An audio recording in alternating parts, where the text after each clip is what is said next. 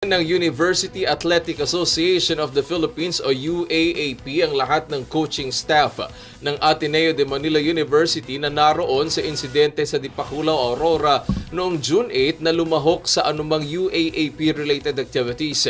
Ito'y matapos aprobahan ng UAAP Board of Trustees ang rekomendasyon ng Board of Managing Directors abang hinihintay pang resulta ng mga investigasyon mula sa mga ahensya ng gobyerno, sariling fact-finding inquiry ng Ateneo at pagsusuri ng liga.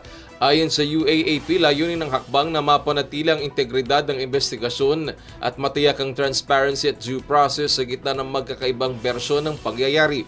Itinakda rin ng liga ang July 15, 2026 bilang deadline para sa pagsusumite ng opisyal na ulat ng Ateneo.